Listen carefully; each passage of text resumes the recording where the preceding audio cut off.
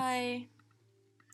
So I've had a few people ask me on Telegram how and when I started this whole crypto journey. So I'll do a story time about how. This video I'll just briefly talk about when and do a little story time about getting scammed on local bitcoins. So this is my local bitcoins account. This is actually my second local bitcoins account. So for those who are asking when, I started in 2015. That's when I bought my first bitcoin. But this account, which is my second account, dates back to 2016. So I was buying way before the 2017 bull run. So I'm not a newbie to this. And I kind of built up my Bitcoin from about 3 to around above 8. So I'll pretty much close this account after this video. But anyways, you can see I have a decent volume here. And to all those people who've been saying that I'm here to scam and trick incels, I don't need to do that because I have enough.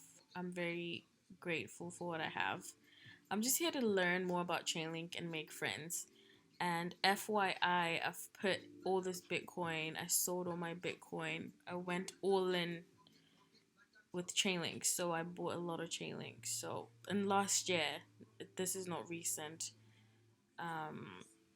It's only recent that I've felt confident enough to start this YouTube thing. But I've been holding Chainlink for almost a year now. Anyway, so story time about this scammer on local bitcoins. So in 2015, I set up an ad. I posted an ad. I posted a trade to sell Bitcoin, and I was approached by a seller who appeared to be in the UK. I was in the UK at the time, and this guy was actually in Nigeria. I didn't know he was. He pretended to be in the UK. He seemed legit, but his English was a bit questionable. So we did the trade, and it was for like around £500.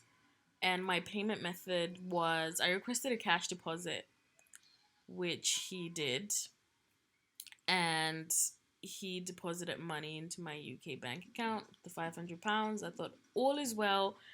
Let me release the money from escrow. Let me release the Bitcoin, and I released his Bitcoin and sent it to him, and I left good feedback. He did the same, and then boom, 2 days later, I get the police knocking on my door.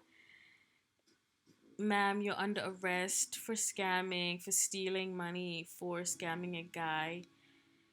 And I'm thinking, hold on, I didn't scam anyone. And then they said, where's the car? What car? I don't know what you're talking about.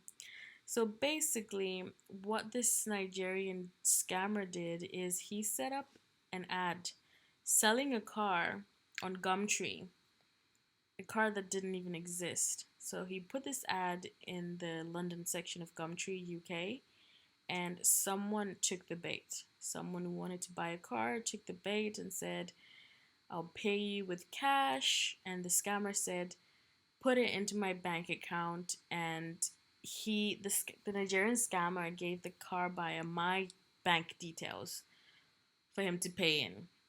So the car buyer thought he was buying a car, and he pays in this money when he was actually paying for the Nigerian scammer's Bitcoin.